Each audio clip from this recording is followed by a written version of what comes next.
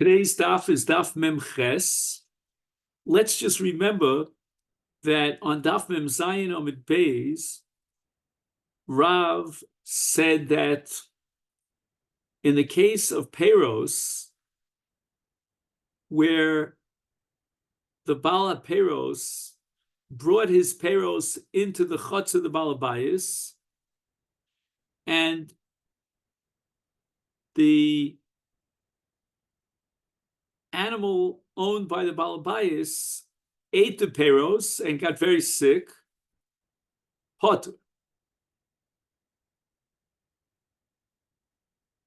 Even though the Balaperos was responsible for the injury suffered by the animal of Balachotzer, nevertheless, he's potter. And what's the principle of Rav? Havile shalotocha. That the behemoth should have known better rather than eating food which would get it sick. So the Gemara on Daf Mem Zayin Omid Beis, before we start the Daf for today, quotes a brisa. And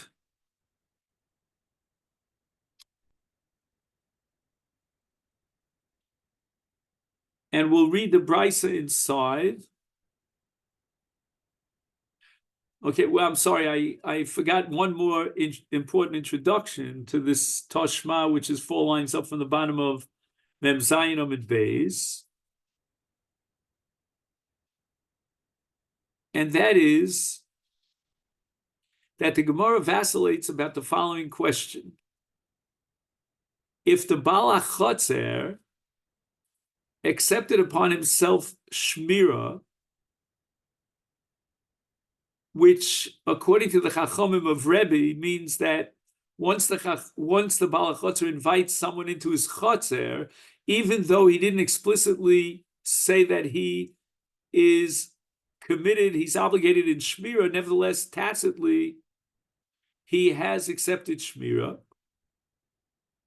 According to Rebbe, he's got to explicitly declare that he accepted upon himself Shmira. The Gemara vacillates. Mao de nafshe hu de kibul alei o dilma filu nitirusa di alma kibul alei.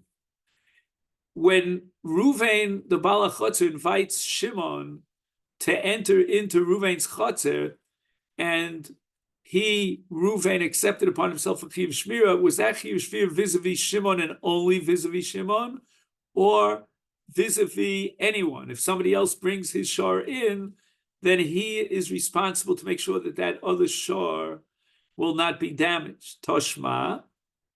So we're now looking at the brisa quoted here 4 lines up before the end of Mem Zayin Omid Beis. The Tani Rabbi Yehuda bar Simon bin Nizakin de Beikarna in a brisa of Seder Nizikin. Hichnis Peiros of Lechatz Balabai Shalo Bershus Ubash Shar Mimakom Acher B'Cholan Patur.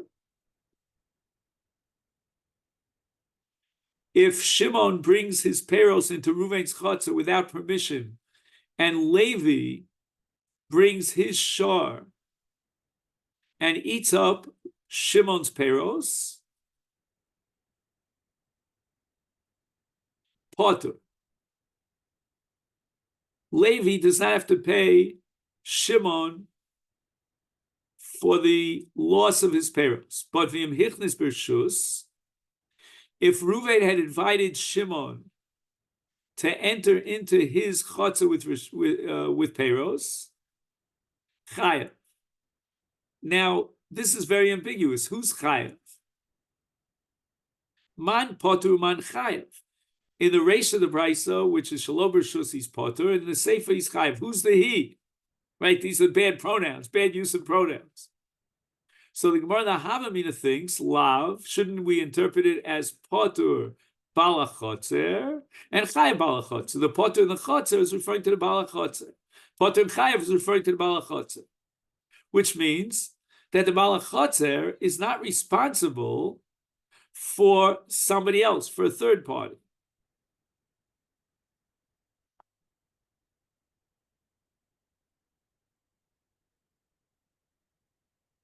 1 second.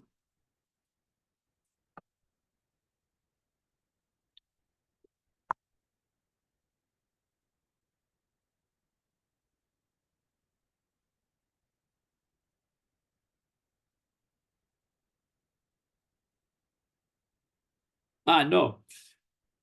It says that if he gave Rishus in the Sefer, then he's Chayiv. And the Balachotzer is Chayiv, according to the Gemara's Havamina. And if the Havamina is corrected, the Balachotzer is Chayiv, it means that since he was Makabel Chiv Shmira vis-a-vis Shimon, therefore he's Chayiv Shmira vis-a-vis Levi as well.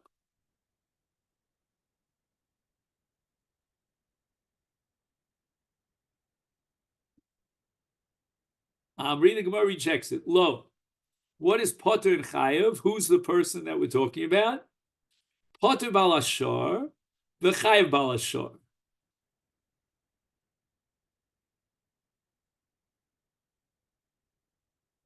So the question here of the Brisa is about Shimon. Shimon was invited with his shar to enter into Reuven's Chatzer, and now Shimon's shar damaged the Paris of Levi.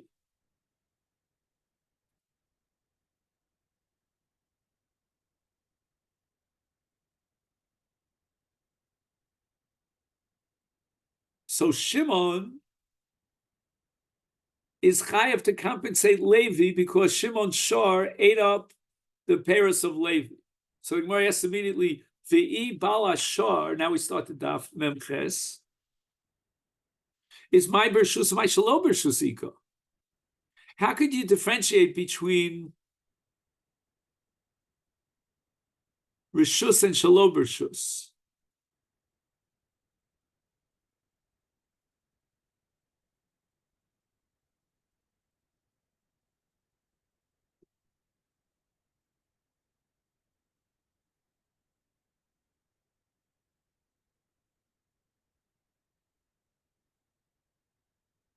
So let's get the scenario. I think we have to sharpen up the scenario, and I want to say the following.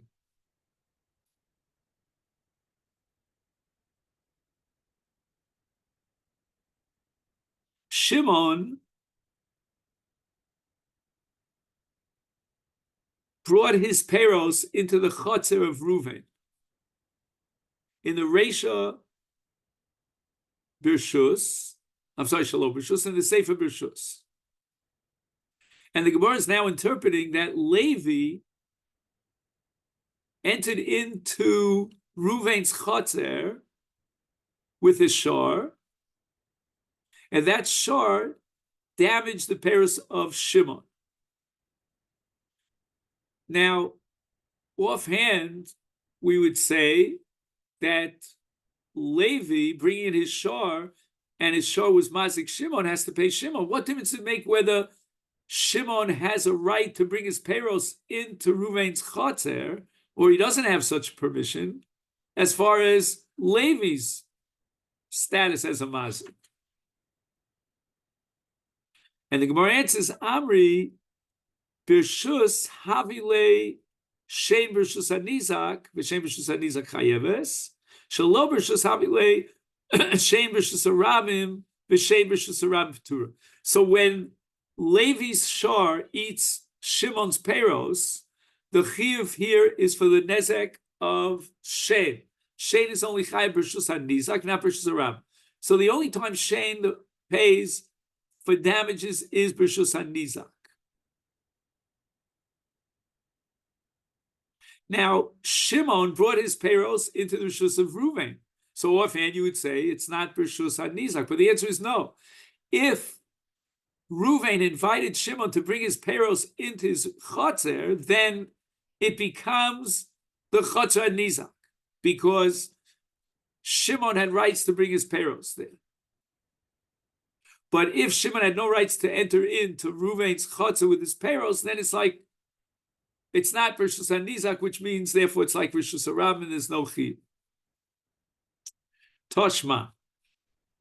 Again, the Gemara wants to bring a raya to prove that if a person, a balachotzer, takes upon himself shmira, that extends, the scope of that chiyuv shmir extends to include even other shmarim, other than the specific Shimon that was invited and permitted to come into Ruvain's chotzer. Toshma, hichnis shoro lechatzar beis balabayis shelo bershus, uba shar mimakom acher unegocho.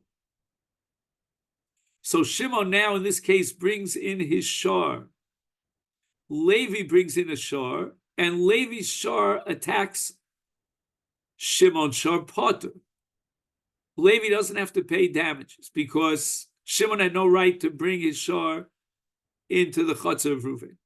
But v'imnichas b'shus, if Shimon was given permission by Reuven to bring his shar in,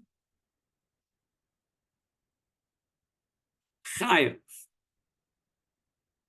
So again, we have the Reish and the Seifa with potter and chayav, and we go through the same shakel v'tari. Man potter, man chayav. Lav, in the Habmini we think that potter means the balachotzer, and chayav means the balachotzer. And that would prove that if the balachotzer explicitly was makabel shmira, or according to the Rabbanon of Rebbe, implicitly makabel shmira by the fact that he invited someone into his chotzer, then he's chayav in shmira not only vis-a-vis Shimon and Shimon's shar, but also vis-a-vis Levi and Levi's shar. Lo, who is the potter and the chayav? Potter balashar, v'chayav balashar. So it means that Shimon, who's the balashar mazik, will either be exempt or obligated to compensate Levi for the fact that his, meaning Shimon's shar, attacked Levi's shar. And it all depends upon whether or not Shimon had rights to bring in his shar there. So once again, we have to ask the question, what difference does it make whether Shimon had rights to bring his shar into Reuven's chotzer? Lamaisa, Shimon's shar attacked Levi's shar. Amri, again, we're going to say the following, that it all depends upon whether it's Rishus HaNizak or it's Rishus HaRab. This price of money, Rabbi Tarfon, the Omar, this is Rabbi Tarf back on Daf Chav Daled, Mishuna Keren, Bechotzer Nizak Nezek Sholem Mishalim. The word Mishuna is synonymous with Keren. Keren Negicha, that's called Mishuna. It's an unusual behavior of an animal. And Rabbi Tarfon's of the opinion that if someone's animal goes into the reshus of the nizak, then he pays nezek shalom, even if he's a short time.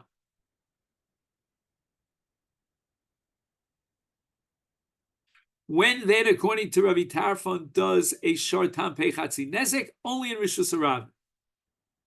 So now we begin to understand the potter and the chayav, which according to the Brisa is referring to the balashar, meaning Shimon, depending upon whether he was invited into the chotzer of Reuven or not invited into the chotzer of Shimon.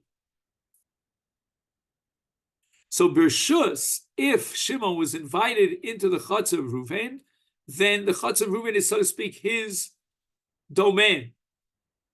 And Havile carried b'chotzer nisik and mishalim nezik sholem. So that now, if there's any hezek, he has to pay nezik sholem because it's considered as if, in the case of Rishus, as if this is the chotzer nizak. But shalom Rishus havi carried Rishus harabim v'lo mishalim el chatzi nezik. The Gemara tells the following story. He isasoti also lemefa hu bahi besa. She was baking a dough in the oven of the Balabais. We'll call him Reuven. Asa Barcha. Barcha is a male goat. Demari de Besa of the Balabais. Achla Lalisha Chavilumis. And the A's, this goat, ate up the dough that she was baking and died. Apparently, it was a hot dough, and the heat destroyed the body of the goat. So now the question is, she owns the Isa, and does she have to pay damages to the Balabayas because as a result of her Isa, the A's died? And the case came in front of Rava, Chive Rava, Lishlume, Demei Barcha. And Rava demanded that she, the owner of the Isa, compensate the Balabayas for the loss of the goat, because she is responsible to guard carefully that dough. So Gemara says, Lema Liga Adarav. What happened with the principle of Rav? Rav says, that whenever the Nizak died because it ate something, it should have been smart enough not to eat it. Tiyama Rav, Amri, the Gemara answers, Hachi Hashta. Hasam, when did Rav say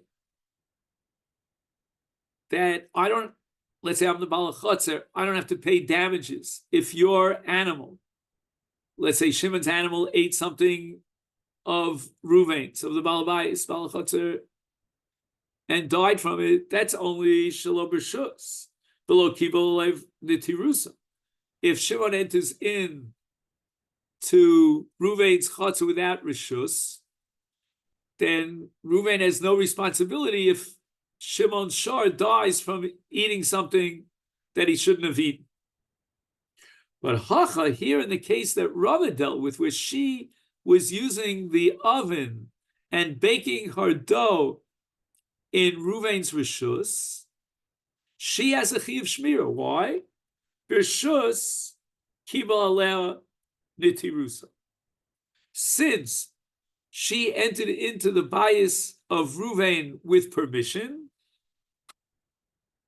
therefore, she has to make sure that whatever use she gets from Ruvain's chotzer, in this case from his tanur, from his oven, she's very careful that no injuries or losses should be suffered by Ruvain.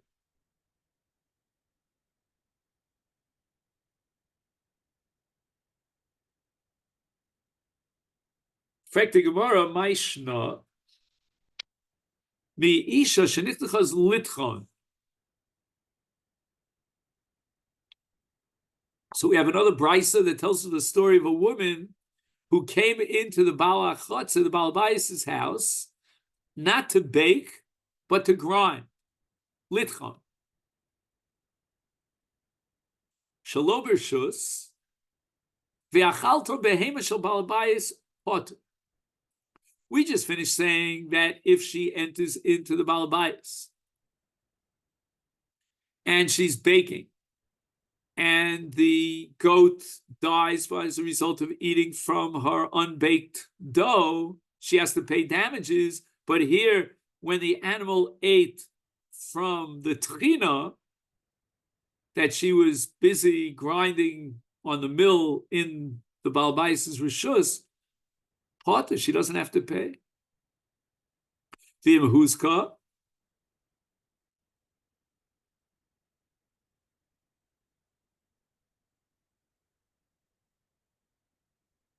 just 1 second. So in the Resha, the Balabayas' animal ate up her chitim. She brought in wheat to grind. He's not responsible if his animal ate up the wheat because he never accepted Shmira and she came in Shalom B'Shus without permission. But V'im Chuzka, let's say the Balabayas owns an animal and the animal, let's say, breaks a leg because it slipped over the chitim that she was grinding, Chayava, she has to pay. So let's be medayik. Time of the reason why she has to pay is Shalom B'Shus.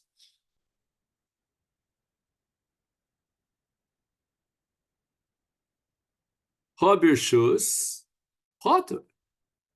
Wait a second. Rava just finished saying that if the A's of the Balabais eats up the dough, she has to pay for damages. If it was Shalo Bershus, I'm sorry, if it was Bershus and she accepted upon herself to be careful, and therefore in her negligence the A's died, she has to pay for the aid. Why not apply the same rule in the case of a tchina where the animal ate up her chitin and died? Amri. So now we're going to get into Hilchos Snius. Litchon Chitim, Kevan de Loboy Tzniusa Midi. There's no tznius necessary. What she does with the chitin to grind them is she just simply lifts up the chitin and puts it into the mill. So there's no issue of tznius here. And Loboy Misalki Mirovcha de Chotze Nafshayu. The Bala Chotze should have been there present even while she's grinding her wheat. The Aledi Day, Rami Nitirusa has to watch out to make sure that his animal will not be damaged as a result of the wheat. But in the case of baking, here we have a tznius issue. Why? Kaven de boy tznusa. And Rashi explains that when she's doing the baking, she has to roll up her sleeves and expose her arms. It's like a sleeveless kind of outfit now. She knows very well that miravsa de chotze misalki nafshay, the bala chotze is not going to show up while she's doing this very private kind of act of baking. Hilkach Allah dida, Rami Nitirusa, she knows that she has to watch and make sure that that the balabais doesn't suffer any loss if his animal, in this case the goat, will eat from the dough.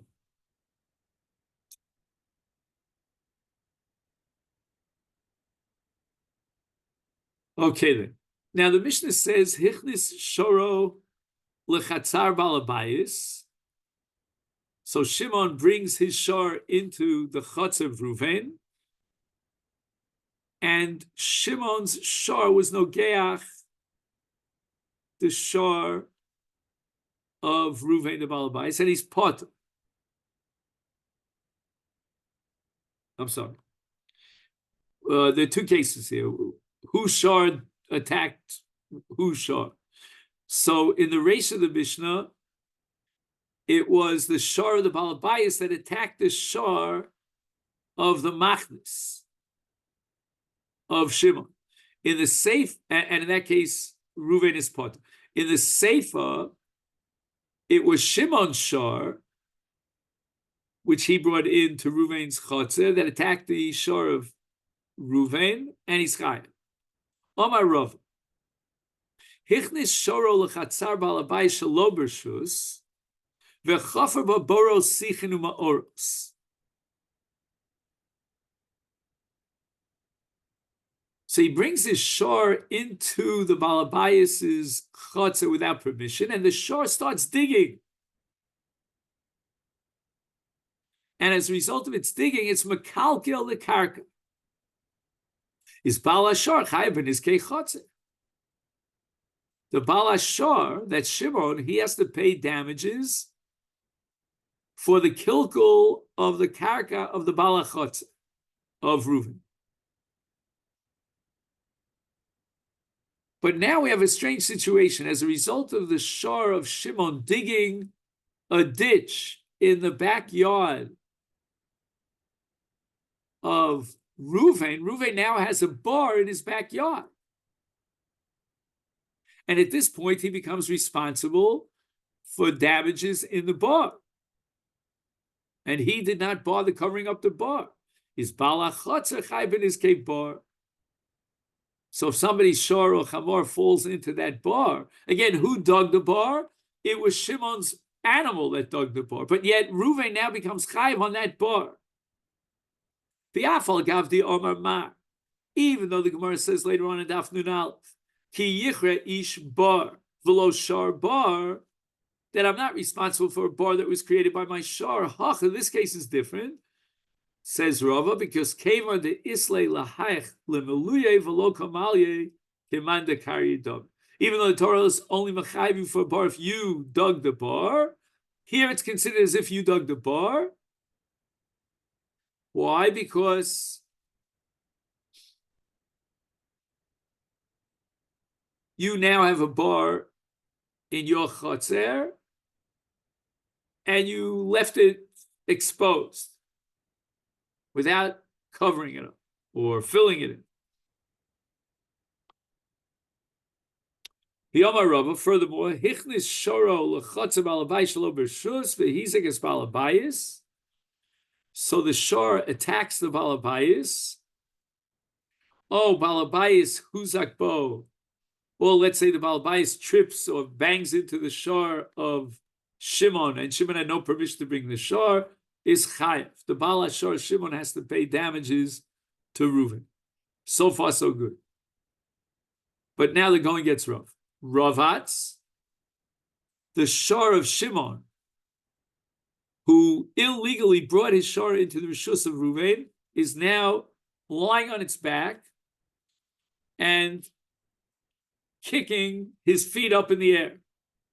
And this caused the hezek to the Baal HaChotzer. And Rava says the Baal HaShor, the Shor Rava, it's his potter.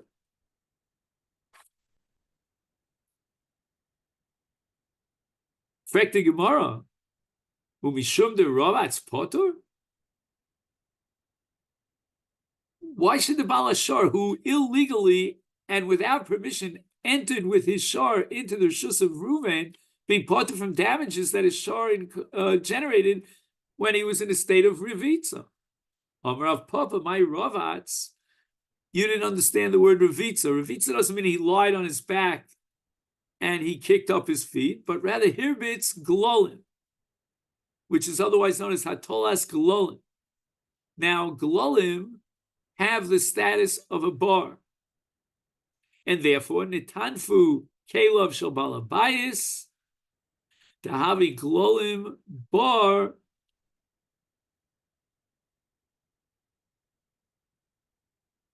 And bar is potter for kelim. We have a principle back on Daf Chav Chesamid Beis, based on the pasuk v'nafal shama shara chamar shar v'lo adam chamar v'lo kelim, that if kelim fall into a bar, the balabar is potter. Here too, the glalim are a bar, and kelav shel balabayis in the bar is the balabar is potter. Gemara asks Hanichel Shmuel. The Omar Shmuel back there on Daf Chav Ches says kol takola barhu. Any takola that a person places in Rishus Haravim, even if he's not mafkir it and he retains his ownership on it, he's chayav. So we have here a regular bar, and a bar is potter akela. El l'rav di Omar ad mafkir le. My equal meimar, you're only chayav for bar if you're mafkir it. And here, he owns the glolim. The Gemara answers, Amri, stam glolim afkuri mafkir, who we can assume with regard to glolim that he was mafkir, and therefore even Rav would concede that he's chayav for bar.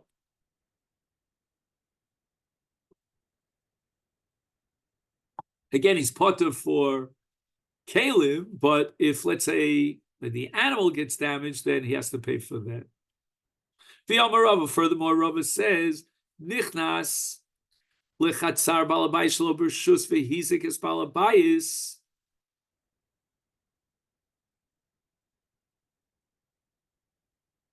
So let's assume that the nichnas, the person who illegally entered into the rishus of Reuven, directly damaged Reuven. Mamish behezek. This is called Odom Amaz, but he didn't have kavanah. Oh, balabayis huzak bo. Well, let's say Shimon enters into the chotzer of Reuven and he stands straight, tall, and Reuven didn't see him and he banged into him, and he got damaged. So this is going to be a principle of Odom Muad Liolam, that even if he didn't have kavanah, since he was directly bodily mazik Ruvain, therefore Shimon has to pay. However, he's ziko balabayis potter. If the balabayis damaged Shimon, then Ruvain, the balabayis, doesn't have to pay Shimon. Now, this is a big kasha on the Ramban. There's a famous machlokas between Tosas and the Ramban about Adam Muad Li'olam. Tosas says that Adam Muad Li'olam, except for Anus. And this is considered Anus because Ruvain did not anticipate that Shimon would come into his house, would trespass and break into his house. However, the Ramban Shita in Bab Mitzia Pei Gimel and Beis is that Adam Muad Li'olam, period. In all cases, there's no Ptur and Onus. So even if you'll argue that Ruvain was not in any way negligent, he didn't anticipate Shimon to be in his trespass into his house, but nevertheless, according to Ramban, Adam Muad Li'olam, he always has to pay damages. So we have to answer, which I'm not sure if the Ramban himself gives this answer, that here the Nichnas himself, meaning the Nizak, is a Posher. So when we say that Adam Muad Li'olam, the exception to that rule is when the Nizak is a Posher. Amar Papa La Amara. When does Rava say that the Baal Bais is potter? When he was Mazik Biyadayim, Shimon, who entered into his Rishus illegally, Ella Delo Haviyodin Bey. Reuven didn't even know that Shimon was there. You can't expect him to be careful. Avol Haviyodin Bey, if Reuven knew that Shimon was in his chotzer, his ziko balavais chai, my time mishum di omerlei, nehi de islecha reshusa lafuke, but lazuki leslecha reshusa. The law allows you to throw me out. That's what Shimon says to Reuven, but it doesn't allow you to damage me. The azlu tamay. And this distinction that Rav and Rav Papa make between nichnas shehizik balabayis, where he has to pay, even though, again, as we said before, he didn't have kavana, whereas in the reverse case, the balachotzer was mazik the nichnas, he's potter. That distinction is l'tamay. We'll see it in a precedent case.